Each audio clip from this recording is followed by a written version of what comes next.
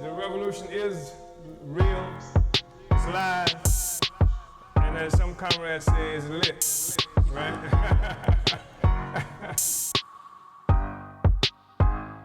Lit.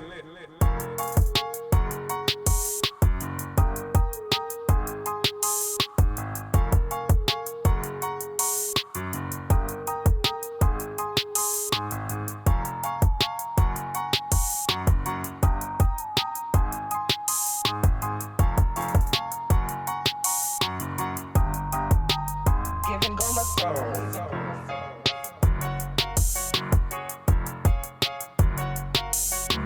Real, live, lit.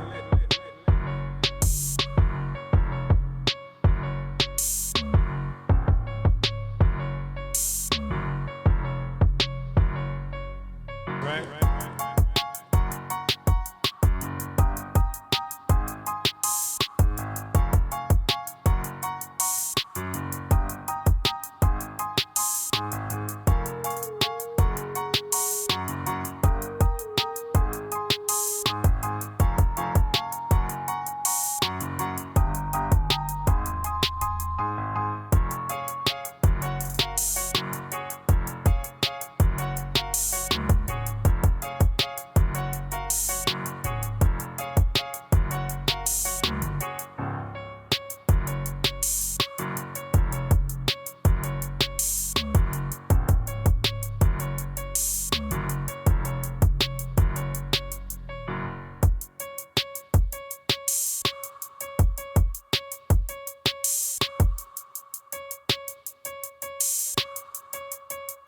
The revolution is lit.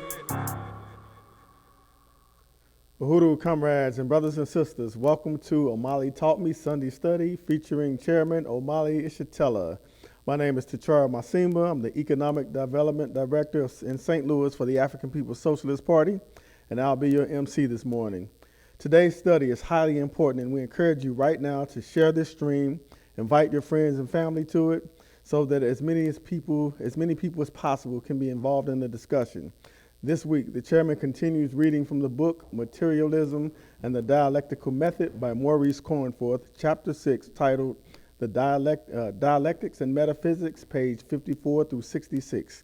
In this study, we will learn that political and historical events occur due to the conflict of social forces, which helps us to identify problems and their solutions. This helps us to move away from the idealistic explanations offered to us by the ruling class and gives us the tools to apply the revolutionary science for practical, real-world solutions. In this study, Chairman deepens our understanding of the necessity of having our own theory, African internationalism, the worldview of the African working class.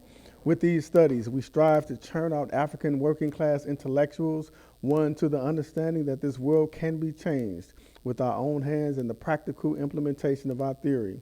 We ask that you begin to prepare your questions regarding this topic so the chairman can expound more on your ideas.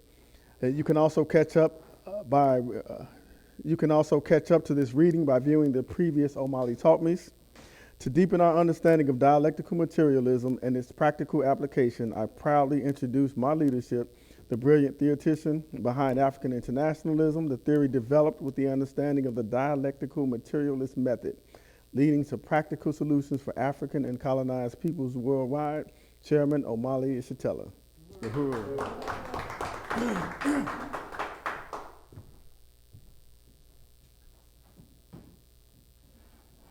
Uhuru, brothers and sisters and comrades.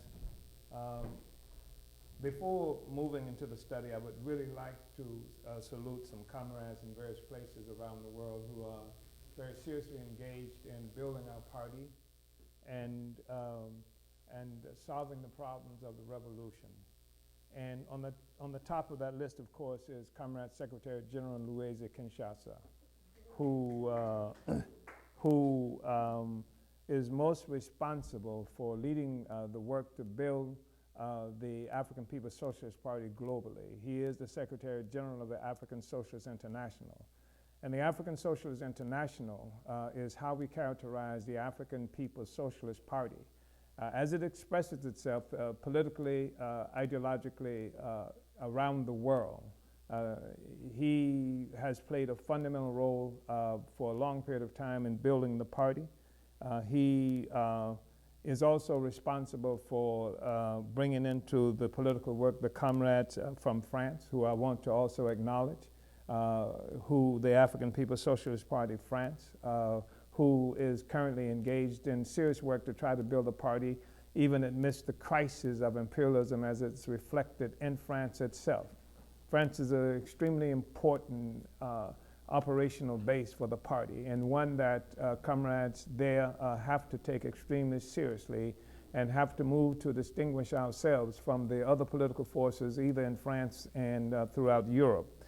France is extremely important because it is a country, state that is located in 14 or 15 different territories that are characterized as Francophone, French-speaking in many instances, most instances, because France has occupied those territories now for several hundred years. And France has built itself off stealing, looting the resources in those countries that are characterized as Francophone countries. And as a consequence of France's involvement in Africa, we have an ongoing movement of African people back and forth from France to Africa, the various places where they are located, the families are located and colonized. And so it is very important what we do in France. And the African Party, African People's Socialist Party, that's leading our work there, has a lot of work to do and must really struggle to engage our people in active participation of political life. The thing about African internationalism that makes our work in France so important is that it allows Africans in Europe and other places around the world, and specifically in France, an opportunity to fight for Africa, no matter where it is we are located as a people. We don't have to exist anymore in France and in Europe as people who either trying to integrate into Europe to be accepted as Afro-French or Afro-Germans or any of the other kinds of hyphenated hybrids that imperialism has attempted to impose on us. We can be Africans in France now with African internationalism. We can fight for Africa. We can fight for the unification and liberation of Africa and African people globally. And this is what our comrades in France are armed with, this understanding, this relationship to the African world. So I want to just again salute Comrade Louise, who leads our party, who's building our party in the so-called United Kingdom, which is becoming less united every day, as we know, as due to the crisis of imperialism. And I want to salute the comrades who are working to build the party in Netherlands. And I want to just express appreciation to your participation in these studies. These are critical discussions that we're having, and we see coming from the Netherlands highly developed forces who have some experience dealing with theory and for whom grappling with African internationalism is obviously less difficult, less complicated than in some other places where there is less experience dealing with ideological and theoretical questions having to do with what has been characterized as scientific socialism or communism. I want to also express appreciation to the growing numbers of supporters of our party in Nigeria.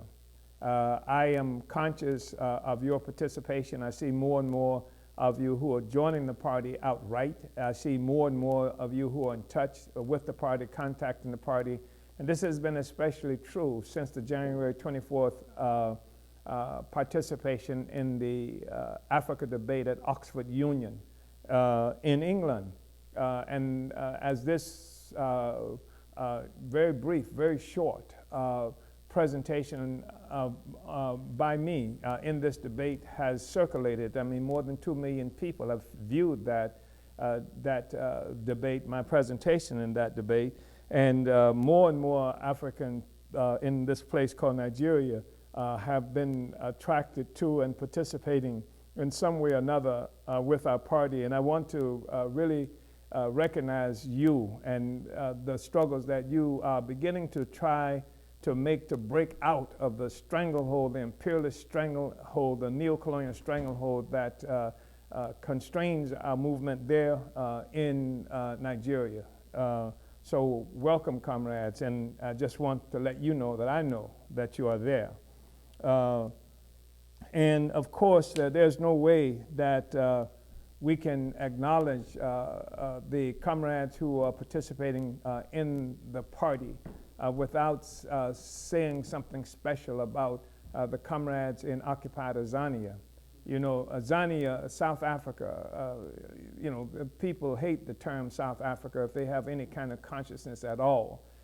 This whole notion of South Africa, something that many people are trying to break free of, in the sense that we have decided not to be named and identified by our oppressors and our colonizers. And the whole concept of South Africa is one that would liquidate and undermine and obscure the reality that what they now characterize or call South Africa was something that was created expressly by white people for the purpose of achieving some kind of identity that falsely associates them with the continent of Africa, when otherwise there would be none. Some people refer to it as Azania.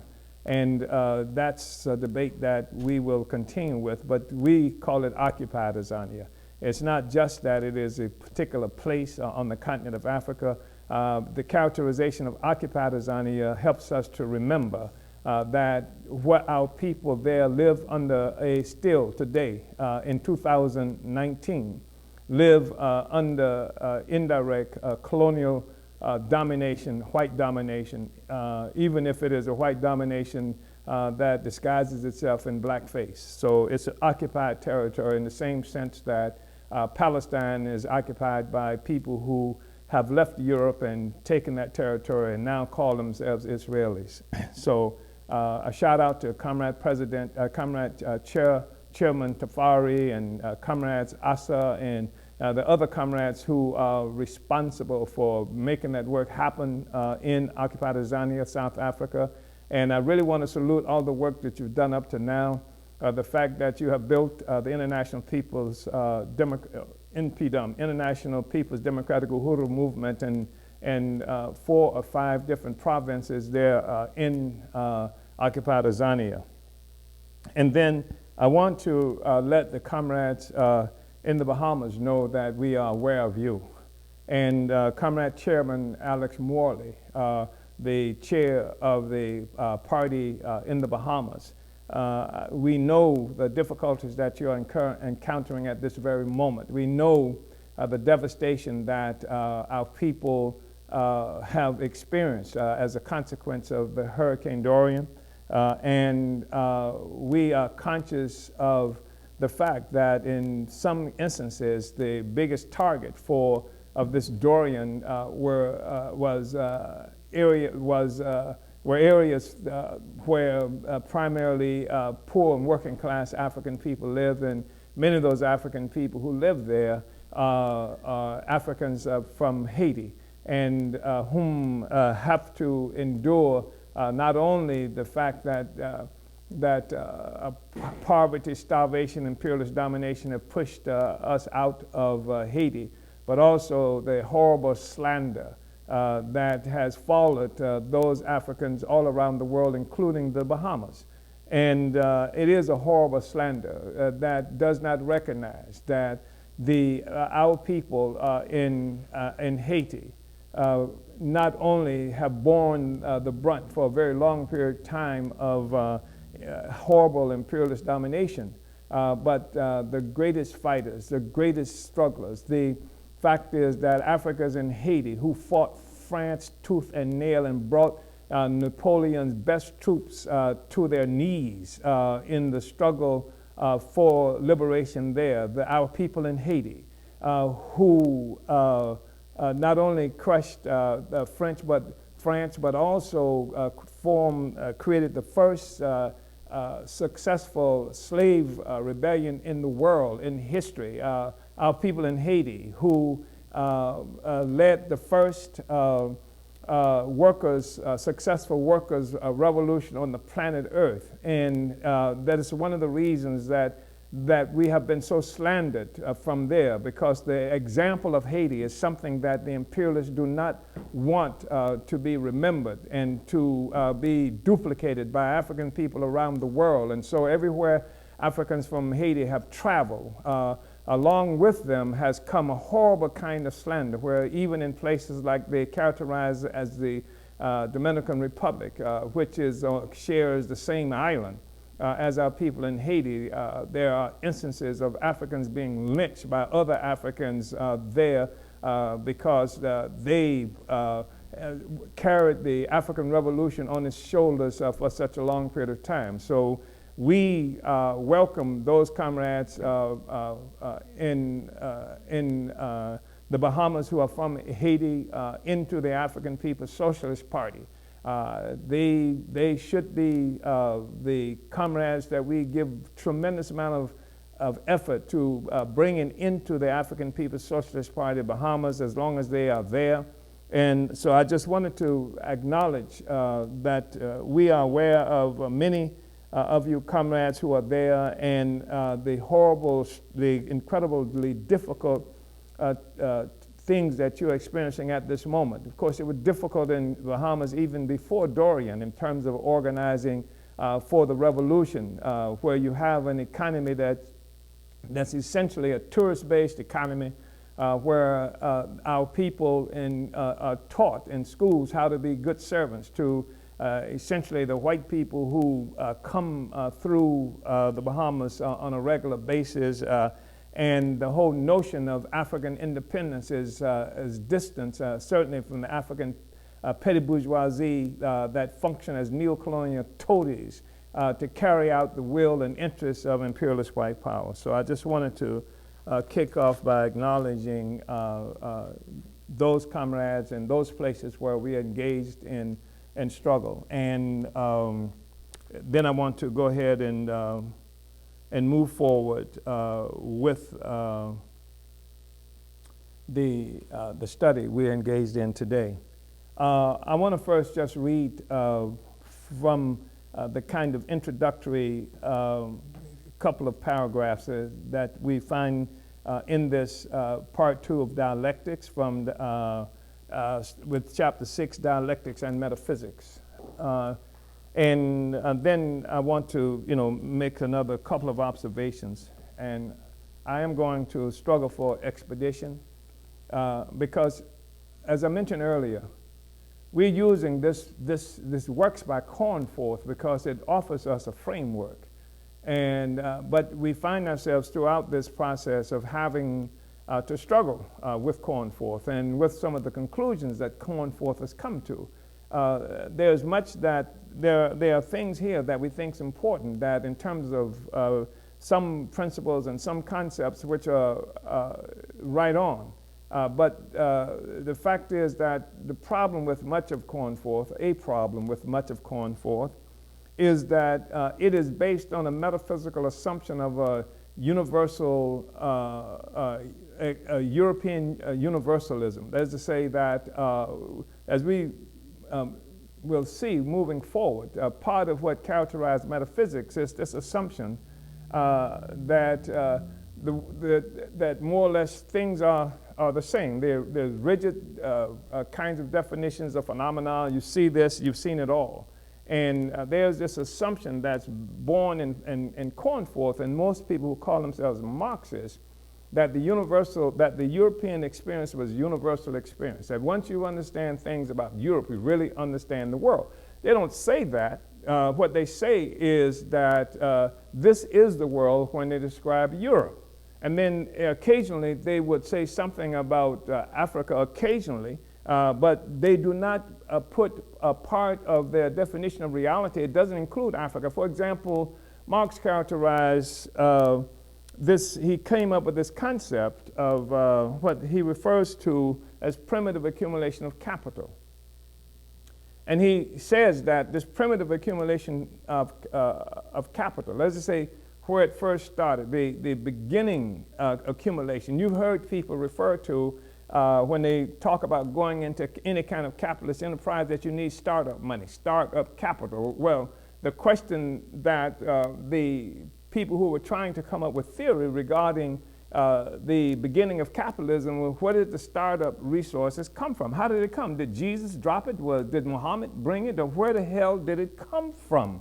And so Marx, an astute observation that he made, perhaps it wasn't that astute. I mean, you could go to almost any European port and see that the Africans being dragged in, or the resources that's coming from Africa. You didn't have to be that smart to see it. But Marx at least made this observation, that the startup, the thing that started it all, the thing that was responsible for the necessary accumulation of capitalist accumulation that was necessary for capitalist production, he said it was a primitive accumulation. That was not something that came about as a consequence of capitalist production, but it was the starting up force of the whole thing. He said it was in political economy is equal to original sin in theology. And this, he said, was included turning Africa into a warren for the commercial hunt of black skins. So he's saying this is part of how the whole thing started. But you will find that nothing, and first of all, even to characterize this as primitive accumulation is to put Europe in the center. It's saying that here's the center of the development of the world, of the political economy of the world. And how it got started was this primitive accumulation. It doesn't say anything about the devastation of Africa. It doesn't say anything about what this meant for how African people dispersed around the world and how I happen to be in St. Louis today. It's about Europe. Europe is the center. It's the starting point. And in this starting point, this is defining Europe. This primitive accumulation defines Europe. And this is the problem that we have with most of what the Marxists have to say, because in many ways it's not dissimilar from what other Europeans have said. And somehow we now have a situation where some interworking of the dynamics inside Europe is responsible for its development, with exception that there's this thing that they call primitive accumulation that does not speak about Africa, does not speak to the conditions in Africa, does not speak to what this meant to destroying the capacity of Africa to be self-produced, to produce for itself, but it speaks to what it contributed to Europe, which is the central question and central focus. So we have struggles because we think that Marx made great observations, but the observations he made were on a foundation of parasitism that blinded Marx, that blinded Cornforth in terms of being able to see the rest of the world.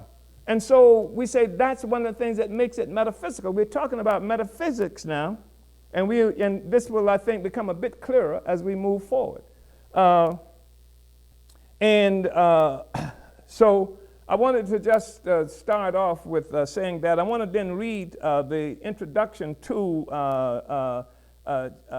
chapter 6, which is Dialectics and Metaphysics. We've been talking more or less about materialism now, and materialism is defined in opposition to what? Idealism, right? And idealism, of course, has been usually spoken of as someone is idealist. We say these people who got just the best assumptions about the world and just your idealism that makes you see great things ahead despite all the limitations. That's not idealism. We're talking philosophical idealism now. And we're talking about now dialectics and metaphysics. Many times when people talk about metaphysics, they think about what we would usually refer to as idealism. And metaphysics is not that. Metaphysics is not beliefs in ghosts and spooks and Superman and this kind of stuff, unless it relates to Europe. When it relates to Europe, of course, it is believing in spooks and ghosts and super people, but that's another story. Metaphysics means something different, and we're going to say a little bit about that. And when we define metaphysics in relationship, in opposition to dialectics. In fact, So that's part of what it is that we want to talk about. So I'm going to read this introduction. So dialectics as a method of investigation, a method of thinking, is opposed to metaphysics.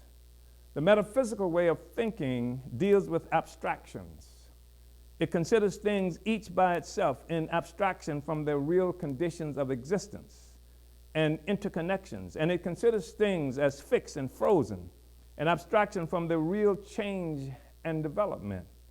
Consequently, it invents rigid formulas and is always posing hard and fast antithesis, either or. It fails to comprehend the unity and struggle of opposites and processes and tendencies manifested in all phenomena of nature and society. In contrast to metaphysics, the aim of dialectics is to trace the real changes and interconnections in the world and to think of things always in their real motion and interconnection. So that's the difference in dialectics and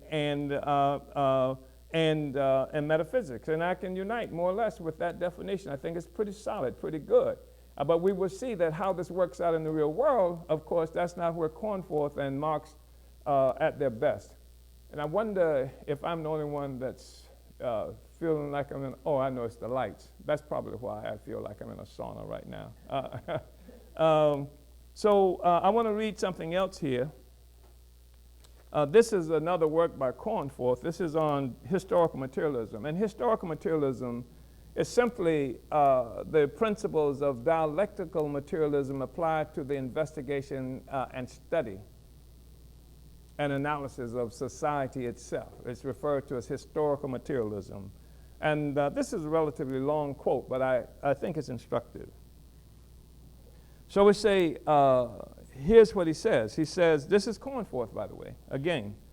In order to achieve socialism, we need something more than a general idea of socialism as a better order of society than capitalism.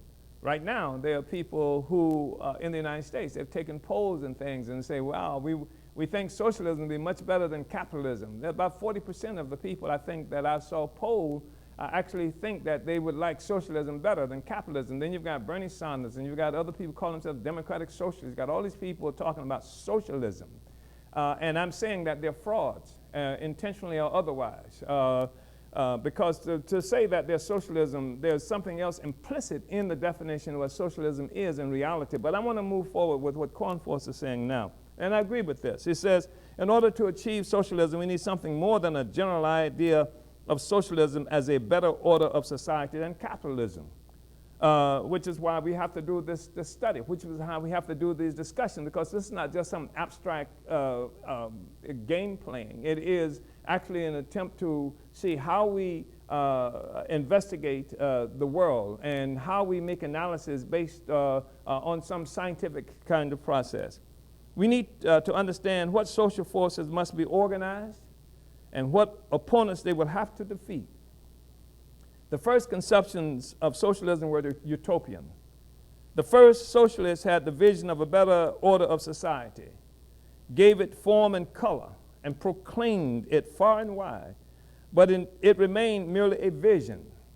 They could not say how to realize it in practice. In fact, that sounds like the second socialist too, but that's another word. The utopians criticized the capitalist order of society as unreasonable and unjust. For them, socialism was based simply on reason and justice, and because they considered that the light of reason belonged equally to all men, they appealed to everyone, and first of all, the rulers of society as being the best educated and most influential to embrace the truth of socialism and put it into practice. And you hear people who will tell us that today. You know, like we go to the people with the money, you go to the rulers, etc., then explain this. I was in that situation. I found myself in the 1960s when I come into political life and seeing the conditions that Africans were living in where I lived at the time, just felt like all we got to do is let the rulers, let the ones who run the stuff know what's happening down here. And once they know, well, hell, they'll fix it. It's because they don't understand what's happening. And I would try to demonstrate what was happening.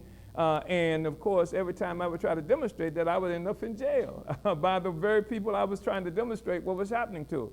And at one point, even Patrice Lumumba, who everybody recognizes this incredible giant of the African Revolutionary Movement from Congo. He had concluded that if every African considered Congolese would just make friends with one colonizer, just everybody make a friend with one colonizer, that was going to contribute to changing our world, changing our circumstances. That was a kind of utopianism that we are talking about.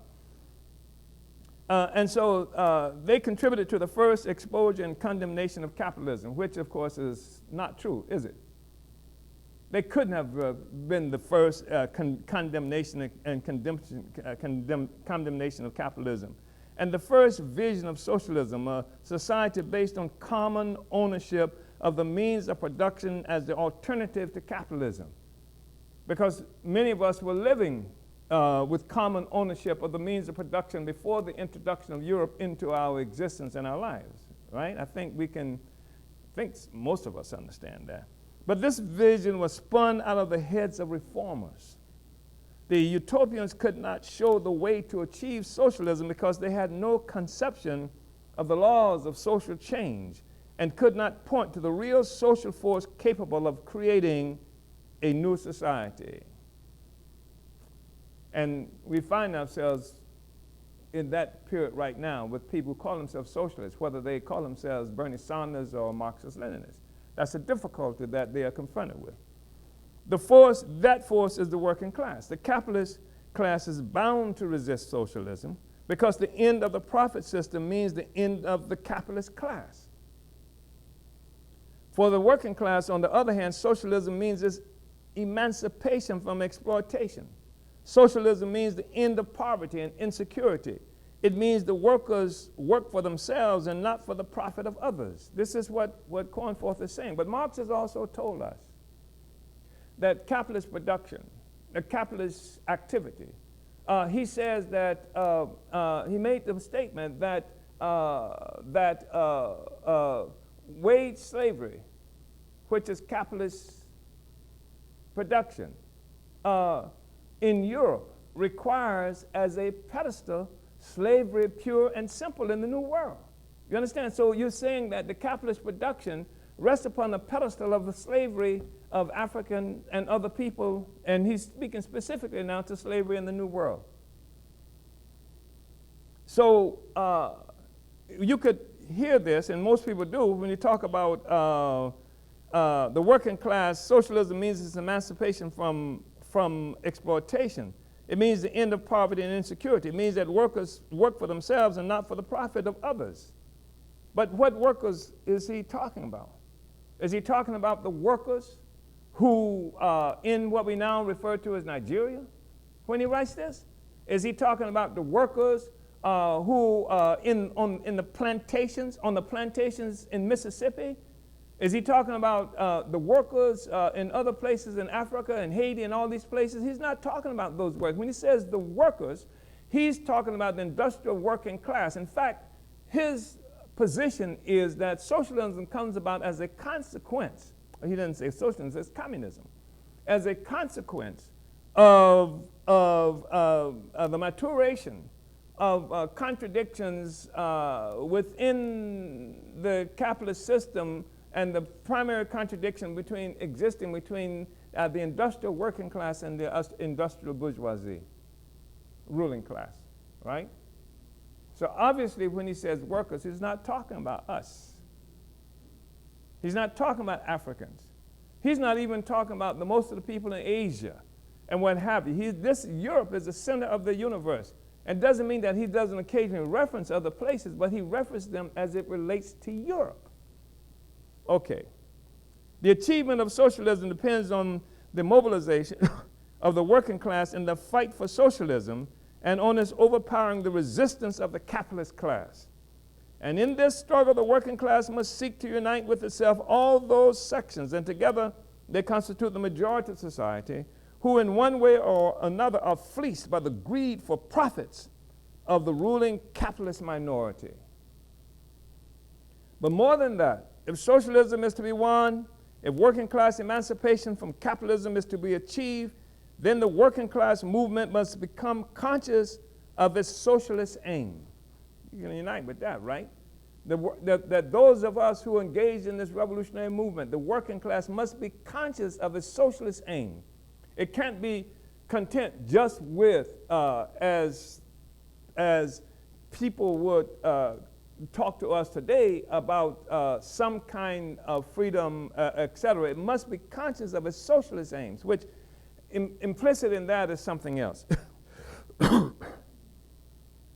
But this consciousness does not spontaneously arise of itself. It requires the scientific working out of socialist theory, the introduction of this theory into the working class movement, and the fight for it inside that movement. So the workers' class will not in and of itself come to some kind of socialist conclusions. It won't. Because the working class has, been taught to perceive the world a certain way. And the place where it's located in society, generally speaking, does not offer it the advantage of theory. Here we are talking about theory on West Florissant in St. Louis, in the most impoverished sector of this city. And we've talked about socialism. We've talked about theory in some of the most oppressed and impoverished sectors of the communities in South Africa, in the townships. We've done that. We've had those discussions where we had to actually get 30 feet or more of electrical cord from a place to be able to bring electricity to the place where the meeting was happening. Right there with the working class. Introducing science, it's introducing theory to the working class itself. That's who we are as a party. And every place we are located centrally in among the most oppressed sector of the community for the purpose of bringing science there, not necessarily how to teach the people how to hold a demonstration. I mean, ultimately people learn how to hold demonstration, but what is the demonstration for? What is it that we're fighting for? Our responsibility is to take science to the class. And so we agree with Cornforth's observation here about the responsibility of revolution to take this scientific working out to of socialist theory and introduce this theory into the working class movement and to fight for it inside that movement. And sometimes you have struggles when you try to take it inside the movement, because there are people who are inside what appears to be the movement who are fighting to maintain imperialism. And so you run into this. They say, we don't want you guys in this demonstration. And they will attack us in the demonstration. These are people who are eager to block an interstate, but they don't want the understanding to go beyond that. And you take a place like St. Louis, which is probably the protest center of the United States. I mean, more protests here per week than any place in this country. But the masses don't even participate. There are these people called protesters now. They're characterized as the protesters. It's absolutely separate from, and they have this relationship that has been worked out with the state. The state enjoys their protest because it becomes a way of blowing off steam and what have you. So you block an interstate, the police will let you come block the interstate. They will let you there and they'll time you, 15 minutes, time up, and then you leave the interstate and wow, you've done what? So the masses can't see any conclusion that worthwhile. They don't join this stuff.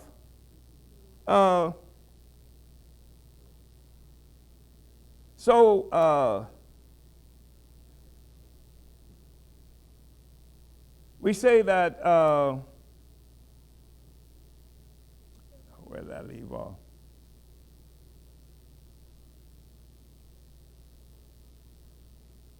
The utopians criticize the capitalist order society as unreasonable and unjust. Okay, it was based on reason and justice. Then we say that the utopians could not show the way to achieve socialism because they had no conception of the laws of social change. It could not point to the real social force capable of creating a new society. That force is the working class, but not the way Cornforth means it. The capitalist class is bound to resist socialism because the end of the profit system means the end of the capitalist class.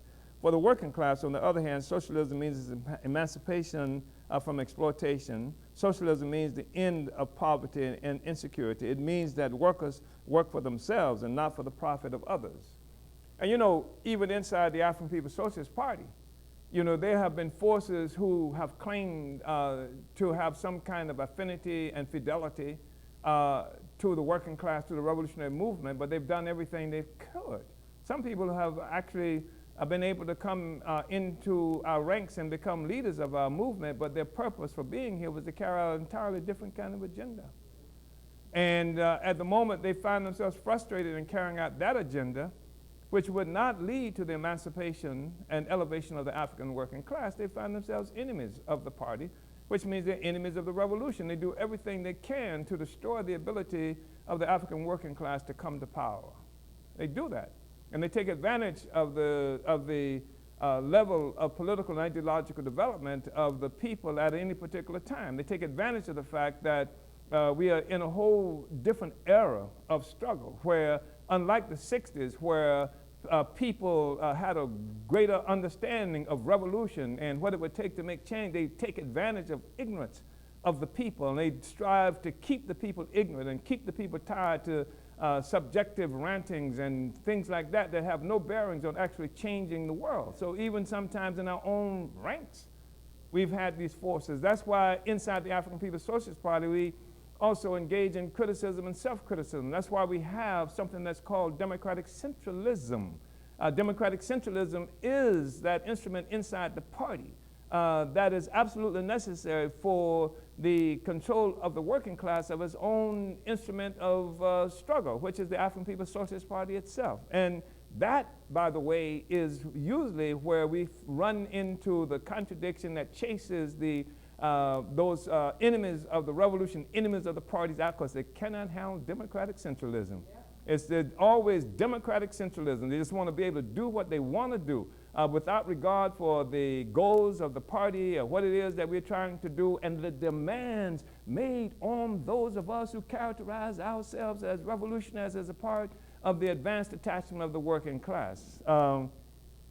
They never throw up their hand and say, you know, I was silly to think I could do this. They never say that I've now discovered my own weaknesses. I've discovered the fallacies that I brought into this process, and that I am incapable, I am unwilling to do what's necessary to take the struggle where it needs to be. Therefore, they attack the party, which is the instrument of the African working class to achieve liberation and unification all around the world. They attack the party.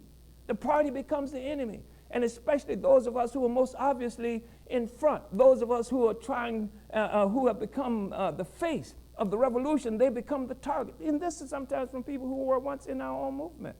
But anyway, the achievement of socialism depends on the mobilization of the working class in the fight for socialism and on its overpowering the resistance of the capitalist class.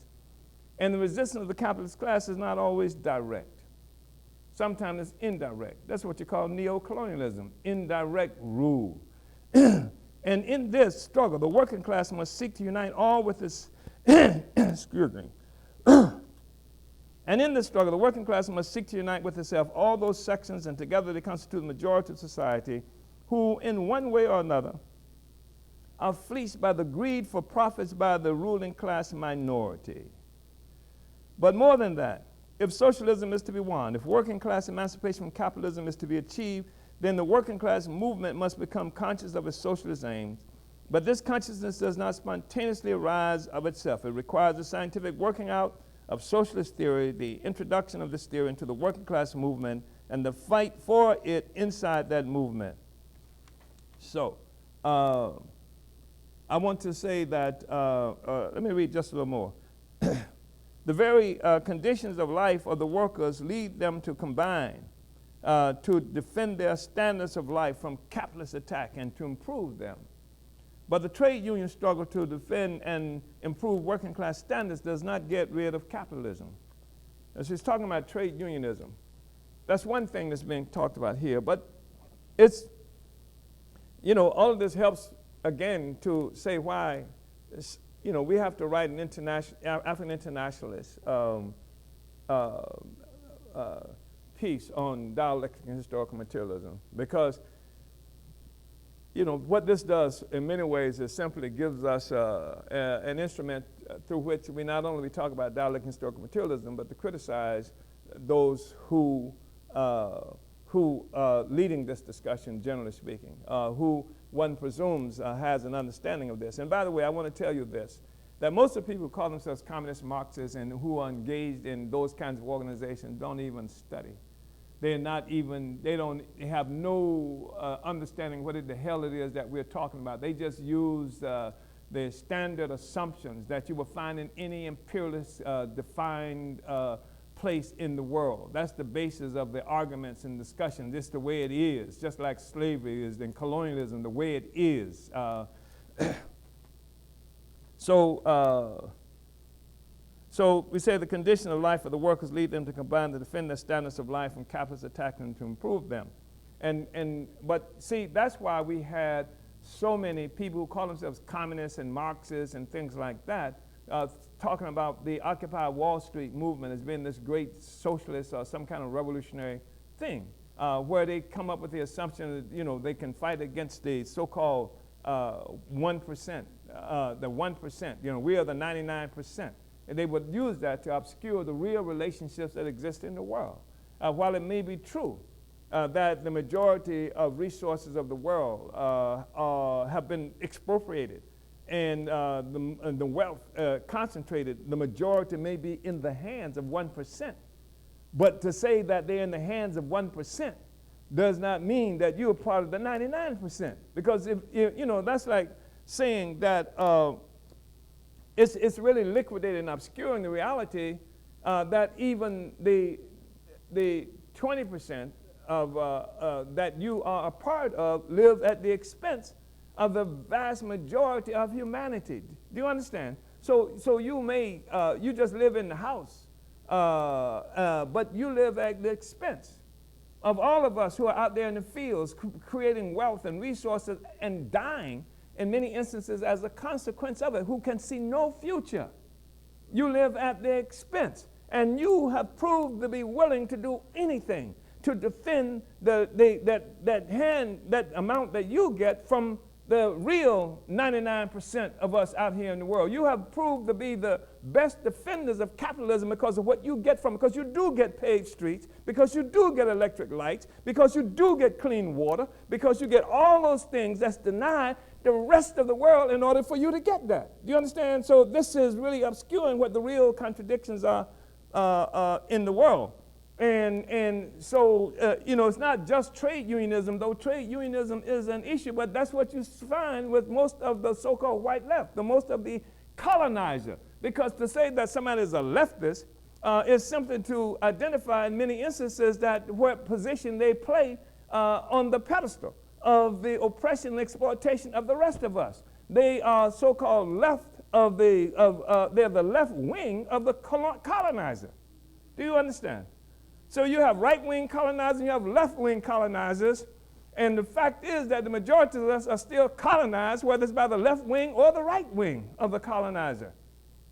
Anyway, so say, but the trade union struggle to defend and improve working class standards does not get rid of capitalism. On the contrary, as long as working class struggle is limited to such purely economic aims, its utmost stretch is to gain concessions from capitalism while continuing to accept the existence of the system. That's the whole white left. That's the Marxists and everybody else. Because if you don't deal with the colonial question, if you don't deal with the parasitic question, the fact that capitalism was founded as a parasitic entity that has fixed itself forcibly through guns, swords, and various other instruments of terror, has affixed itself on the body of humanity. It's a parasite. And if you don't talk about destroying the parasite, then you have left the capitalism in place with the colonizer still being able to benefit from it.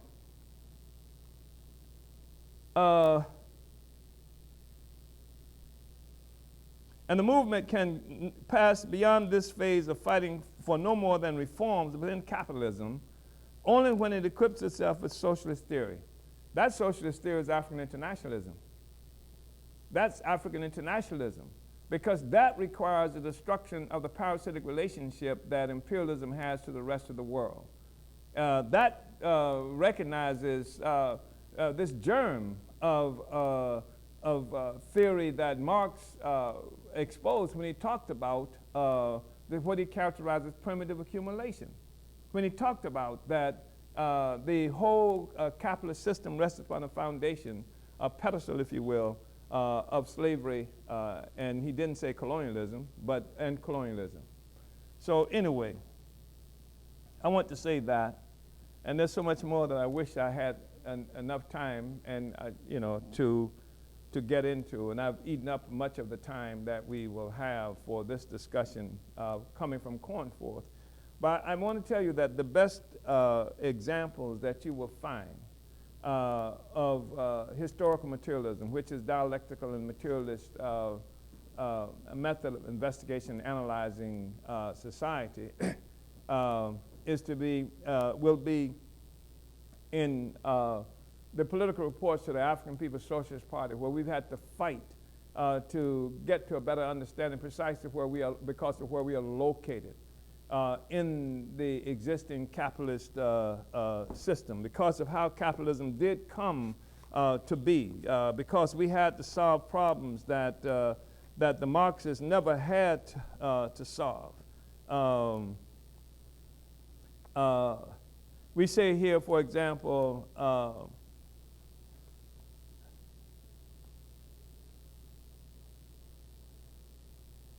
because, Marx, premise of Marx was that human society developed in this sort of stair-step fashion. And there's a Marxist formula for the development of human society that begins with what they call primitive communism or primitive communalism, where there's an assumption that all the people in the world, in human society, lived as equal, without exploitation, without oppression, this kind of thing. And then from his assumption, there was a certain kind of development that from contradictions inside this society that led to the advent of capitalism. It's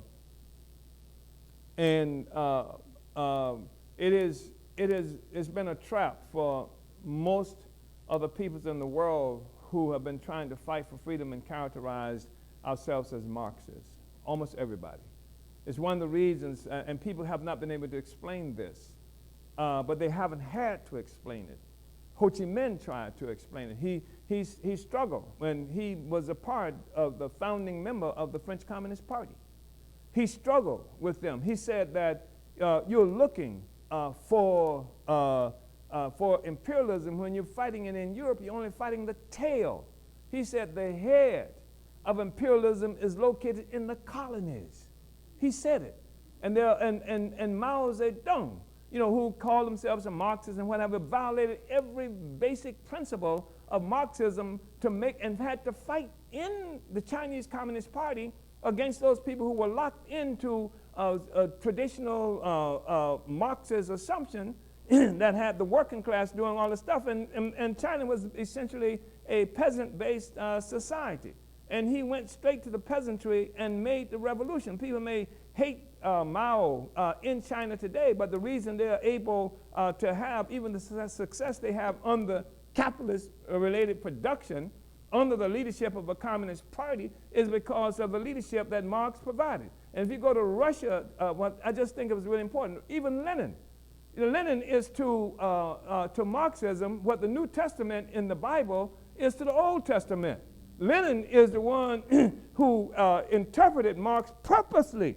You read Lenin, and if you read him carefully, etc., you'll see that Lenin had to overturn many of the standard Marxist assumptions, even though he didn't characterize himself as doing this, and even if he didn't think necessarily this is what he was doing, if you read it, you find out that's the case. Anyway, just as an example, we look at this quote from Marx. And this I'm looking, by the way, in an uneasy equilibrium, which is the political report to the 6th Congress of the African People's Socialist Party. And I think it's really important for us to understand this. But this is connected to the whole question of theory and philosophy and why it's important, why it's significant, and why the oppressed class has to have its own theory, otherwise it borrows from the theory of the oppressors. It borrows from the philosophy of the oppressor. Why does that happen? Because the oppressor class is the dominant social force in the world. It owns and controls all the institutions and instruments through which education and understanding is produced and distributed. So it doesn't just produce it for itself. The reason why Oxford was so successful, my presentation in Oxford, is because Oxford is an instrument through this dissemination of understanding, educate, production, and dissemination to the whole world. And so what we have Africans who consider themselves educated, who respect what they characterize as educated, education will see Oxford and then see something significant there precisely because it's the exploiting classes that is responsible for the production and distribution of all the ideas of people on the planet Earth. You see. So anyway,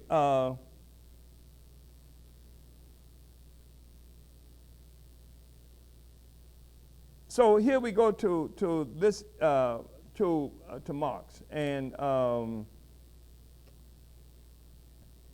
say Lenin characterized himself as a Marxist, a revolutionary whose worldview was fashioned by his acceptance of revolutionary theory and conclusions advanced by Karl Marx. We African internationalists have found particular interest in a critical insight of Marx that was clearly not understood as such by Marx's followers or by Marx himself. End quote. Well, again, we return to the brilliant insight of this quote that we often cite from Capital. The quote from Marx himself did not recognize the significance, that Marx himself did not recognize the significance of. Quote, here's Marx. The discovery of gold and silver in America, the extirpation, enslavement, and entombment in mines of the aboriginal population, the beginning of the conquest and looting of the East Indies, the turning of Africa into a warren for the commercial hunting of black skins, signalized the rosy dawn of the era of capitalist production. These idyllic proceedings are the chief mementa of primitive accumulation. So this is what signalized the emergence of capitalist production. It wasn't the genius of Europeans. It wasn't some contradiction that was existing within European society. It was this. The gold and silver in America, the so-called discovery, the enslavement and entombment of minds of the so-called Indians, the indigenous people here, the aboriginal population, the beginning of the conquest and looting of the East Indies, the turning of Africa into a warren for the commercial hunting of black skins signalized the rosy dawn of the era of capitalist production. These idyllic proceedings are the chief mementa of primitive accumulation. This is critical insight. But it's not what informed Marx's works. I mean, this was a particularly important insight. This is the beginning. You start from here, and you work from here. But this was simply an example to explain the significance of development from a European experience. In the same work, Marx also explains, though not intentionally, the obvious contradiction impacting the relationship between white people, including workers and Africans, and other oppressed peoples. This is the contradiction that is responsible for a commonality of cross-class or national interests within European society, and one of Marx's most important statements. We say that this statement that he is talked about here is the contradiction that is responsible for a commonality of cross-class or national interests within European society, and one of Marx's most important statements. You know, cross-class interests. These are cross-class interests that within European society, workers, middle class, bourgeoisie, same interests here. That's what we're talking about, cross-class interests within European society. And one of his most important statements, though he did not recognize it as such, we do. And he says here, whilst the cotton industry introduced a child slavery in England, The cotton industry introduced a child slavery in England. It gave in the United States a stimulus to transformation of the earlier, more or less patriarchal slavery into a system of commercial exploitation. In fact, the veiled slavery of the wage workers in Europe needed for its pedestal slavery pure and simple in the New World. The veiled slavery. And you know, we talked earlier about utopian socialists. And an example I've used in the past, often in the past, is Charles Dickens. Charles Dickens, of course, is noted for this thing that he's written, Christmas Carol. Charles Dickens was something of a utopian socialist himself. He was convinced that you show the capitalist class of the bad things they're doing, and then they can reform and make a just society. This is what Christmas Carols is all about. This is what Scrooge, who becomes a prototype of the capitalist, who works the people, and even Tiny Tim, I think, was the crippled relative of his or something to that effect. Talk about so-called wage slavery in Europe, having this consequence in terms of child labor, etc. And Scrooge is taken through these things with Christmas and Christmas past and Christmas present and Christmas future. And as the process of this, the capitalist then changes his ways and decides to do the best thing for society. This was a utopian socialist exposition. Just let them know what they've been doing naughty, and they would change their ways.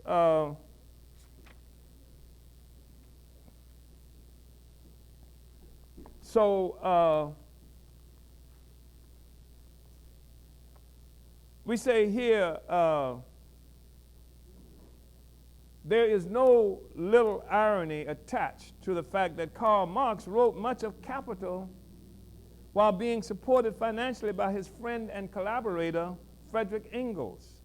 Engels received his income from his father, a bourgeois factory owner whose wealth was derived from cotton and textile mills supplied by plantations in the Caribbean. We say plantation, we're talking about slave labor.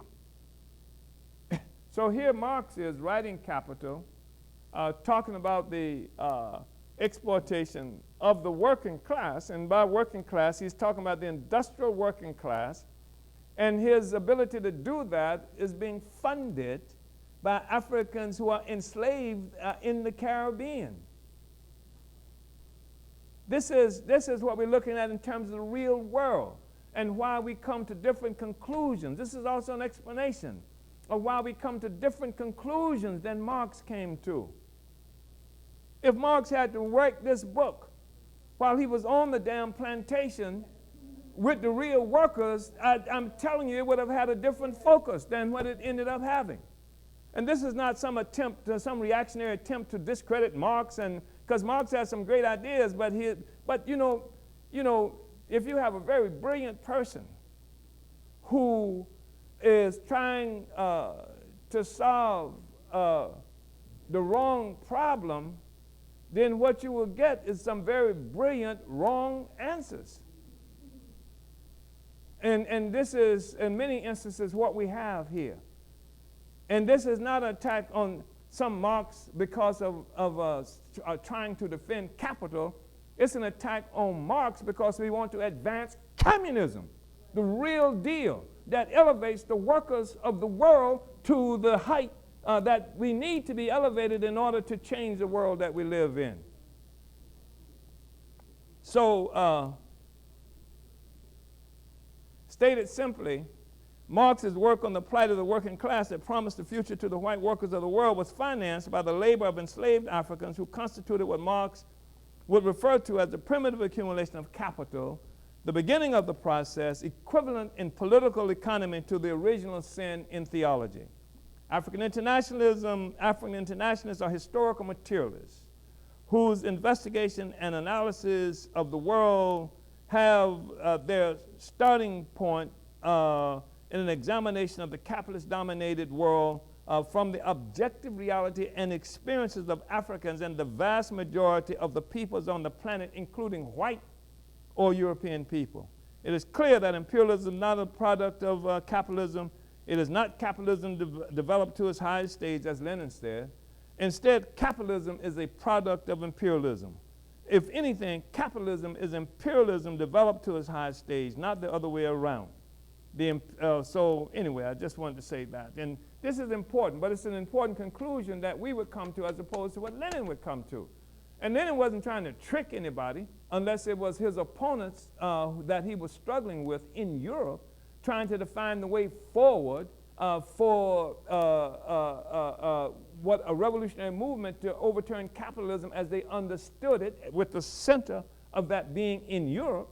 But where he was located was an entirely different place from the rest of the vast majority of the people of the world. In fact, Lenin, at one point in the Third International, I can't remember which Congress or anything it was, there was something that was written either on imperialism, had to do with imperialism, and Lenin had written a basic thesis, a position, and a man named M.N. Roy, who was from India, had written an entirely opposite and opposing thing that placed the centrality of the struggle among the colonized people.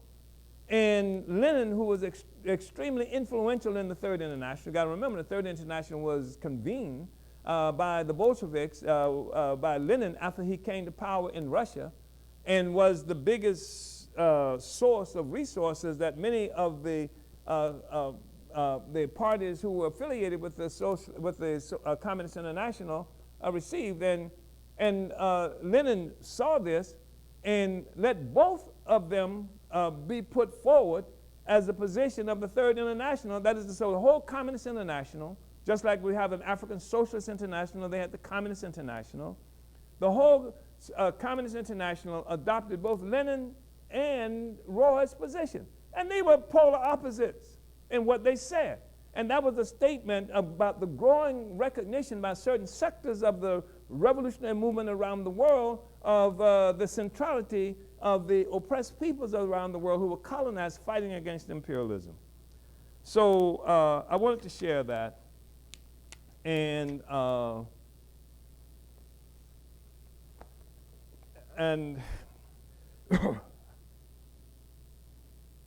I wish I were a scholar. I could have organized this stuff in a much better, comprehensive way. I don't wish I were a scholar. Let me take that back. So here we go. I will have perhaps 20 minutes or so that we can work a little bit with Cornforth. We are working with Cornforth. But I really think people should look at this thing by Cornforth. The reason I'm doing this is because I think it'll make it easier for people to read the political reports to our party that revolve so much around basic theoretical and philosophical assumptions that in many ways the political reports sort of take it for granted that people who are truly, the majority of people who are coming into the party, into political life, are new to political life and new to political theory. And so this that we're doing now sort of gives people perhaps a better foundation for the discussion. So you can perhaps read Uneasy Equilibrium or read Easy Way Late to E-Africa, which I think was really a groundbreaking political report to the party. Maybe, I think that was perhaps the third or fourth Congress or something like that. And Vanguard, I think that what we're doing now will make it easier, hopefully, to read the other stuff. So Cornforth believes that dialectical materialism, the world outlook of the Marxist-Leninist party, is materialist in theory, its interpretation and explanation of everything, and dialectical in its method. So he said that dialectical materialism is materialist in its theory and interpretation and explanation of everything, dialectical in its method. We have seen how materialist explanation is opposed to idealist explanation. And then we saw how materialists formally interpreted things in a mechanical way, but how mechanistic materialism proved inadequate to explain real processes of change and development. For this, we need dialectical materialism. We need to study and understand things dialectically. The dialectical method is indeed nothing but the method of studying and understanding things in their real change and development. The dialectical method is indeed nothing but the method of studying and understanding things in their real change and development. As such, it stands opposed to metaphysics. What is metaphysics? Or more exactly, what is the metaphysical way of thinking which is opposed by the dialectical way of thinking? Metaphysics is essentially an abstract way of thinking. In a sense, all thinking is abstract, since it works with general concepts and cannot but disregard a great deal of particular and unessential details. For example, if we say that men have two legs, we are thinking of the two-leggedness of men in abstraction from their other properties, such as having a head, two arms, and so on. And similarly, we are thinking of all men in general, disregarding the individuality of particular men, of Peter, Paul, and so on. But there is abstraction and abstraction. Metaphysics is distinguished by the fact that it makes false, misleading abstractions. As Engels once pointed out, the art of working with concept is not inborn, but requires real thought. The art of right thinking involves learning how to avoid metaphysical abstraction. For example, this whole notion of this feminism and women in general. There's no such thing as women, and this is a metaphysical approach to the question that would equate the enslaved woman with the slave owner woman. And the fact is that women, white women, owned themselves as their own property scores and scores of African human beings. In fact, my wife, Ona, has the same name as an African woman who was given as a gift to George Washington's wife and escaped. And Martha Washington did everything she could to try to recapture this woman. You have two women, but you don't have women in general. There's no such thing as women in general. That's a metaphysical abstraction. The same way workers in general, metaphysical abstraction. There are workers of the colonizer nation, workers of the colonized nations whose activity and where the activity of the colonizer nation requires the existence of the colonized nation to even exist. You couldn't have activity of the colonizer working class without there being oppressed and colonized African people. Do you understand what I'm saying? The white worker owes its existence to the existence of the colonized African. You see what I'm saying? So no such thing as workers in general, women in general, all this stuff, and that's a metaphysical approach to every question that most Marxists, most people who call themselves Marxists, adhere to a metaphysical approach. That's why we have to write our own description of this. So we say that, suppose, for example, we are thinking about men, about human nature, in quotes. Then we should think about human nature in such a way that we recognize that men live in society, and their human nature cannot be independent of their living in society, but develops and changes with the development of society. We shall then form ideas about human nature which correspond to the actual conditions of men's existence and to their change and development. But yet people often think about human nature in a very different way, as though there were such a thing as human nature which manifested itself quite independently of the actual conditions of human existence, and which was always and everywhere exactly the same. To think in such a way is obviously to make a false, misleading abstraction, and it is just such an abstract way of thinking that we call metaphysics. And we can say that about damn near every conclusion that has been come to by capitalism, by imperialism, by Marxists, by the whole colonial people who live on the pedestal of the enslaved and oppressed peoples around the world. It's a metaphysical approach to everything. And the fact of the matter is that Africans are more naturally dialectical than the colonizer. It's not because we are smarter or anything like that, because the colonial oppressor doesn't have to understand the reality of the rest of us. Doesn't have to understand anything. The only time that white people want to talk about certain questions is because bombs are going off in the towers and stuff like this. Before then, they didn't give no thought to the rest of us. They didn't have to understand, but the slave has to understand the slave master. To exist, we have to know how this thing works in order to exist. We have a dialectical approach to understanding the world as compared to the European colonizer who doesn't have to understand a damn thing except how to control us. Do you see what we're saying? Yeah. The concept of fixed, unchanging human nature is an example of metaphysical abstraction, of the metaphysical way of thinking. The metaphysician does not think in terms of real men, but man in the abstract, and not just man in the abstract. Man in the abstract, as with the center being European man, white man. Everything is defined in relationship to white man, the white man.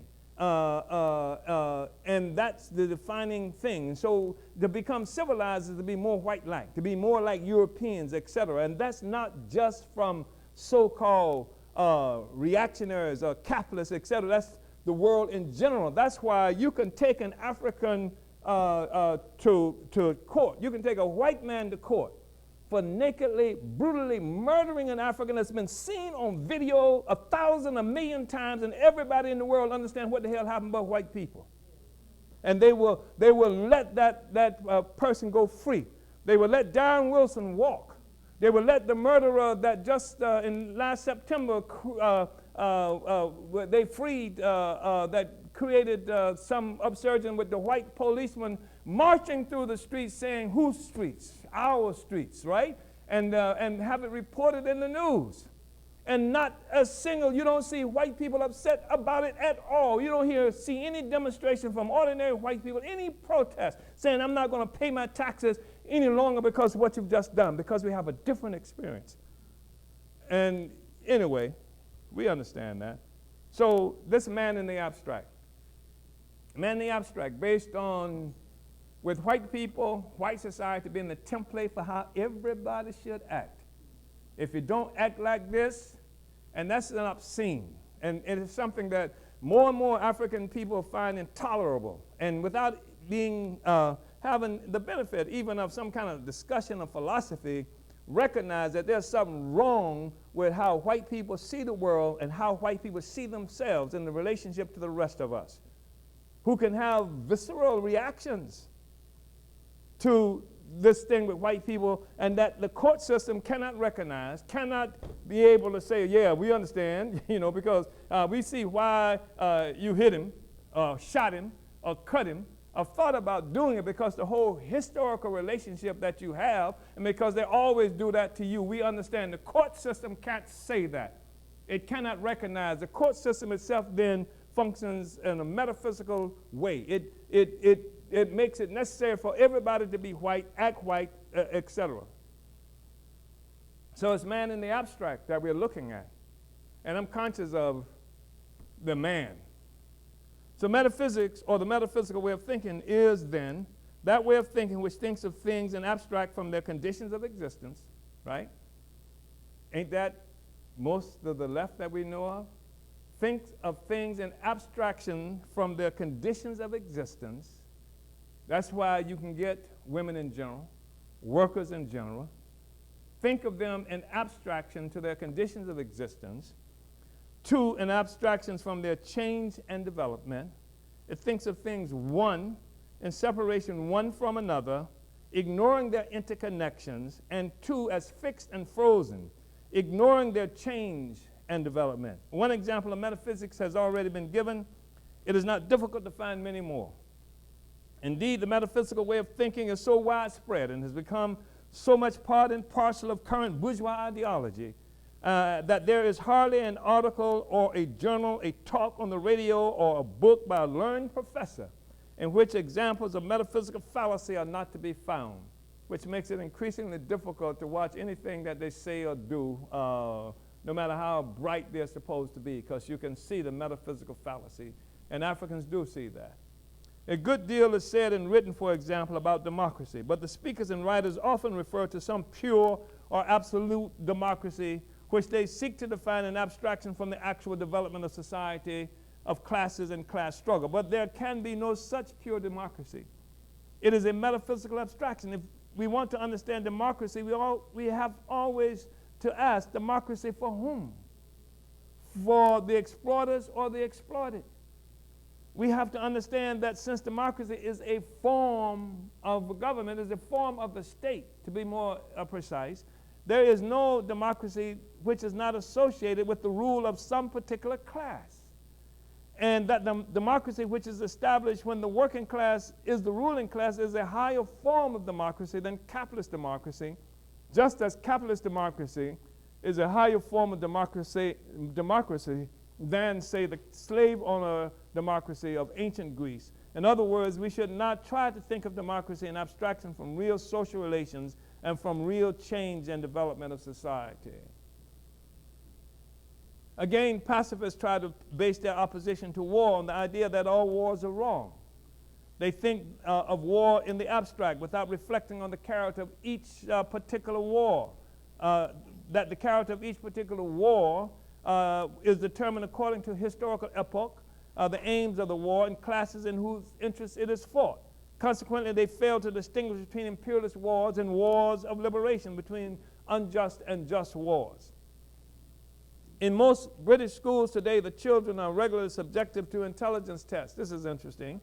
It is alleged that each child possesses a certain fixed quantity of intelligence, which can be estimated without regard to the actual conditions of the child's existence, and which determines his capabilities throughout the whole of his life, regardless of whatever conditions for change and development may subsequently come in his way. And what Cornforth just did in that statement was bow to that basic assumption of intelligence. This is another example of metaphysics. In this case, the metaphysical conception of intelligence is used as an excuse for denying educational opportunities, et cetera, et cetera. Educational opportunities become less intelligent, is what. But, you know, if you take, you know, all of these bright people, professors and what have you, throw them in the middle of this community. Throw them in the middle of this community with the same resources that the average African has and say, survive, MF. You understand? And we will see what you talk about intelligence. We'll see who is intelligent, who is not intelligent. You know, they make this so-called intelligence test based, again, on this metaphysical assumption of the white norm, the reality for white people. They used to do an intelligence test. We asked a child to look at a comb. And the comb, they had 3 combs more or less, and one comb had all the teeth, and then some comb had the teeth missing, et cetera, et cetera. And they would say, which one is the right one? The African always picked the comb with the teeth missing.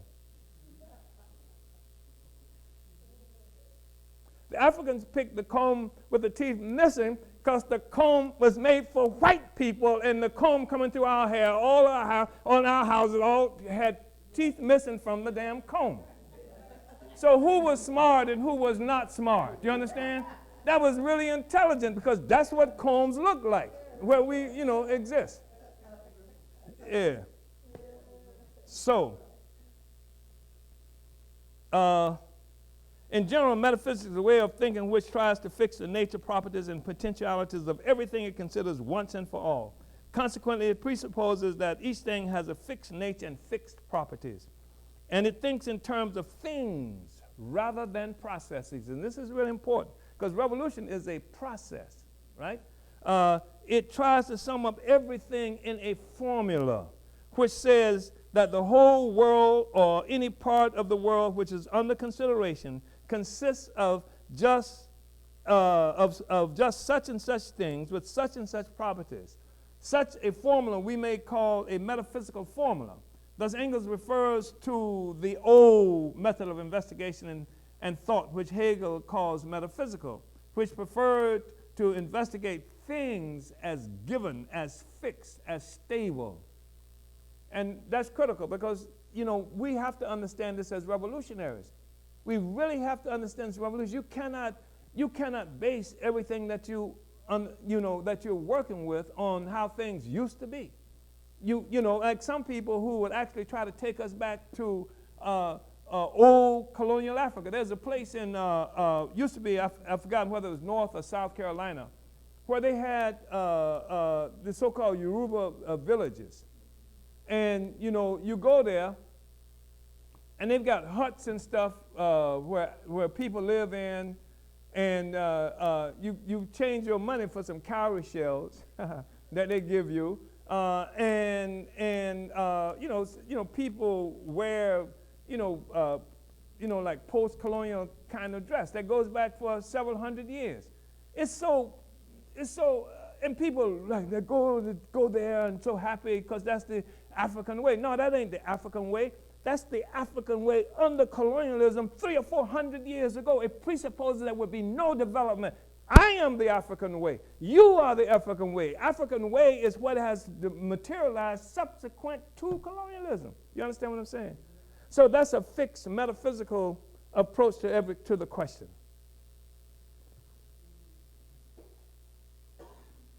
In philosophy, metaphysics often mean the search for the ultimate constituent of the universe. Thus, the materialists who said that the ultimate constituents were small, solid material particles were just as much metaphysicians as the idealists who said that the ultimate constituents were spirits.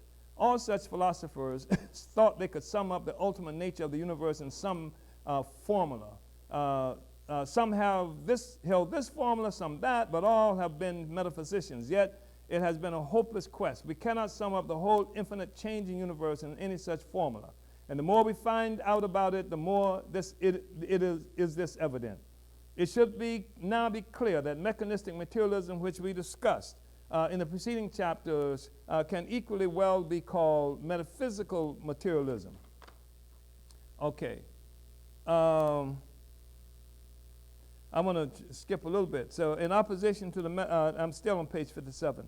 In opposition to the abstract metaphysical way of thinking, dialectics teaches us to think of things in their real change and interconnections. To think dialectically is to think concretely. And to think concretely is to think dialectically. When we oppose the dialectical method to metaphysics, then we show the inadequacy, one-sidedness, or falsity of the abstractions of metaphysics. This consideration enables us to understand the original meaning of the term dialectics. The word is derived from the Greek dialego, meaning to discuss or debate. It was considered that to discuss a question from all sides and from all angles, allowing different one-sided points of views to oppose and contradict each other during the debate was the best method of arriving at the truth. Such was the dialectics employed, for example, by Socrates. When anyone claimed to have a formula which answered some question once and for all, Socrates would enter into discussion with him, and by forcing him to consider the questions from different angles, would compel him to contradict himself, and so to admit that his formula was false. By this method, Socrates considered that it was possible to arrive at more adequate ideas about things. The Marxist dialectical method develops from and includes dialectics in the sense in which it was considered by the Greeks. But it is far richer in content, far wider in its scope. As a result, it becomes something qualitatively new as compared with pre-Marxist dialectics, a new revolutionary method. So we're saying there was a pre-Marxist dialectical method. That is something that they attribute to Greece. But it was inadequate, so there's now something new that's called the Marxist dialectical method. For it is combined with a consistent materialism and ceases to be a mere method of argument, becoming a method of investigation applicable to both nature and society, a method of materialist understanding of the world which grows out of and guides the activity of changing the world. I'm going to end this shortly. I just wanted to make a point before.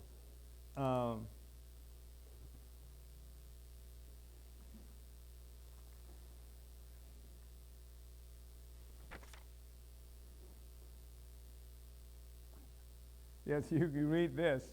And it's interesting because Cornforth now is revealing some of his own political views in here. He talks about the peaceful coexistence between capitalist and socialist states. And this is a debate that's influenced by Khrushchev in the 1950s, who made serious concessions to the revolutionary communist movement by proposing a peaceful coexistence between capitalist and socialist states. And this was a big debate in the whole revolutionary movement, in particular in part of China, who criticized Khrushchev as being a revisionist, a Marxist revisionist, and who had capitulated to imperialism.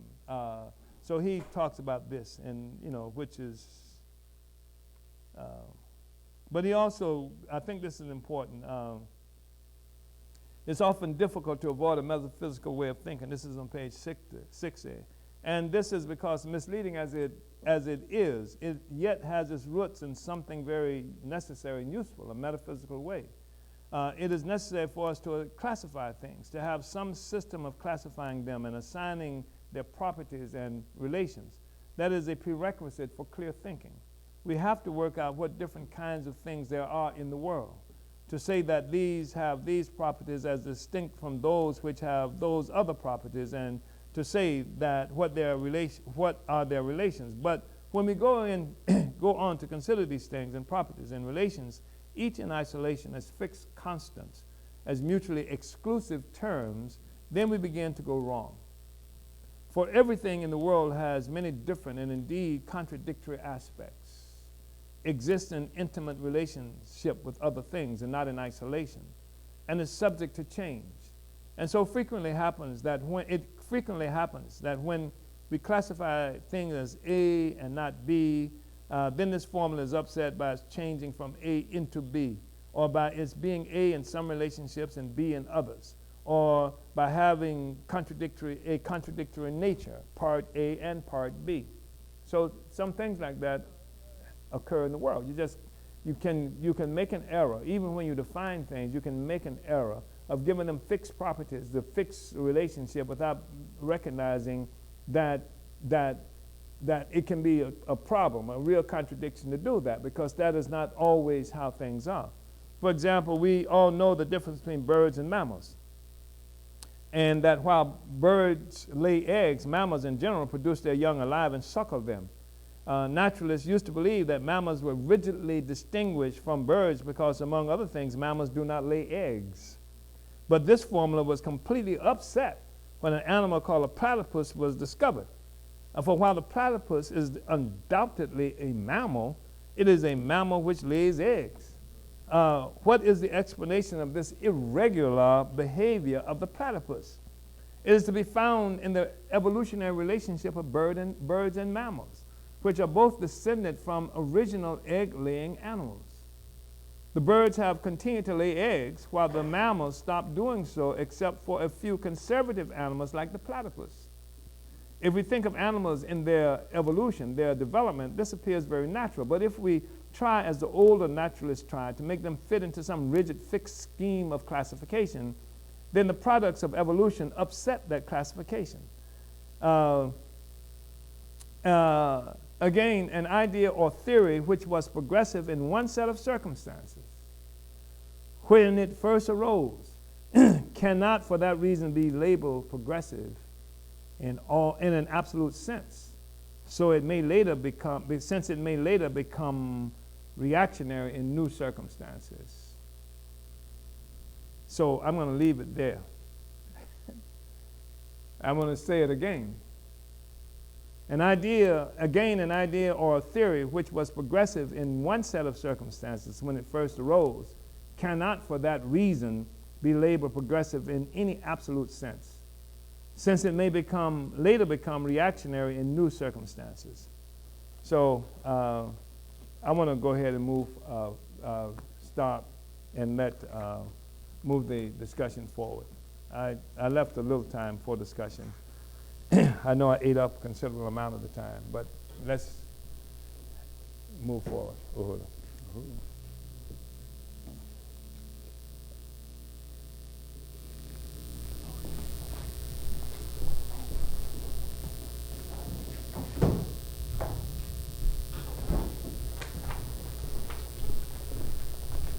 All right, Uhuru, let's give a welcome to Chairman Omali Yeshitela and the incredible political education.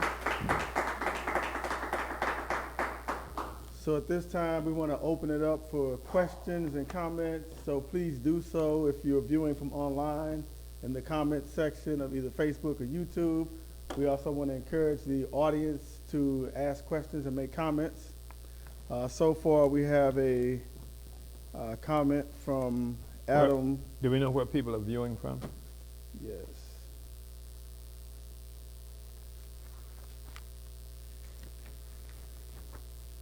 Well, that's all right. You can go ahead. Yeah, we have it. I'll bring it back up. Yeah. We have Adam Eternal comment, Uhuru from Rotterdam, Netherlands, Honorable Chairman Omali and all comrades worldwide. So that's from the Netherlands.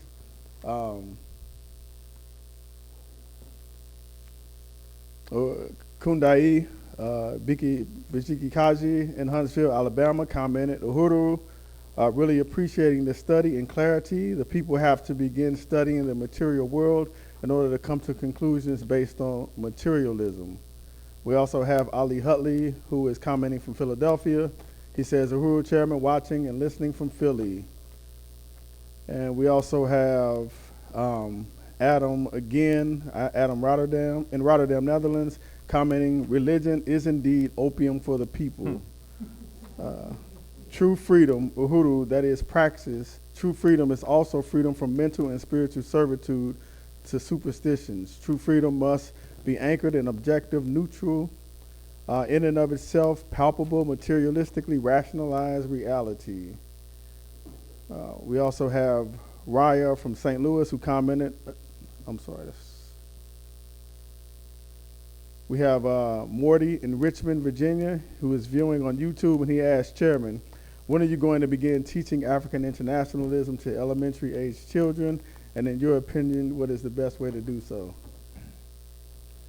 We try to do that every day. We try to do it all the time, and all the work that we do, we don't really distinguish. There's some settings in which the ones who in participating in what it is that we're doing will not be young or will not be elementary age students, but as people who are part of our movement, and the party recognize that in almost every instance, almost every meeting, there are young people who are elementary age and who, I never forget how when people, so many people, Africans in particular, were being enamored with this CIA movie called Black Panther, how we went to see that movie with your son, who I think was 10 at the time, 9 or 10. And we left, and what do you think about it? And I'm in the face of these rave reviews given by so-called revolutionaries and et cetera. He said it was an attack on the movement. He says an attack on the revolution. That's what it was. And this guy was 10 years old, and was straight up. And he's seen right here in the Uhuru House, we have a magazine with the picture of this one woman who is a model on the cover of the magazine. He wanted to know why are we having her here, you know, because he felt like she was a part of the assault on the revolution. So we do have elementary age children in virtually everything we do, and everything we do presupposes that the people have to be involved, and not just old people, or you know, that the masses of our people, which will include our children. Uhuru.